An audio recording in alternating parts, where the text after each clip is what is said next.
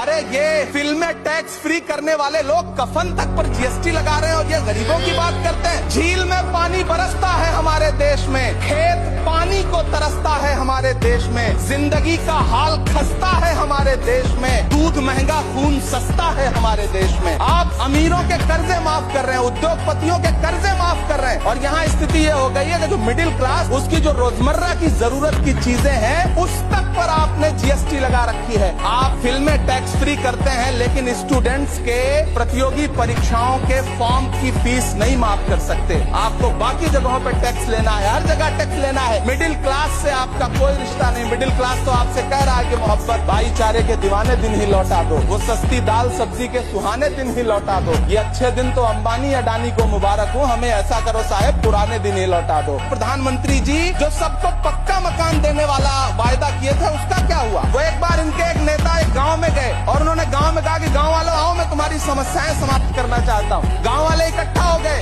नेताजी ने गांव वालों से कहा बताओ तुम्हारी दो समस्याएं बताओ, मैं दोनों समस्याओं का यहीं पे समाधान करूंगा। तो गांव वालों ने कहा साहब हमारी पहली समस्या है कि हमारे यहाँ कोई हॉस्पिटल नहीं है। तो नेताजी ने मोबाइल निकाला, कहीं फोन मिलाया और मिला के फोन पे पता नहीं क्या कुछ कहा कि यहाँ गाँव में हॉस्पिटल नहीं है, हॉस्पिटल तुरंत यहाँ हॉस्पिटल चाहिए। गाँव वाले खुश हो गए कि 1 मिनट में यहाँ हॉस्पिटल आ रहा है। अगली समस्या के बारे में उन्होंने नेताजी ने गाँव वालों से कहा कि मैंने आपकी पहली समस्या समाप्त कर दी, दूसरी समस्या बताओ। तो गांव वालों ने कहा साहब इस गांव में कोई भी मोबाइल का नेटवर्क ही नहीं है। ये है इनके काम करने का तरीका, ये है झूठ बोलने का तरीका।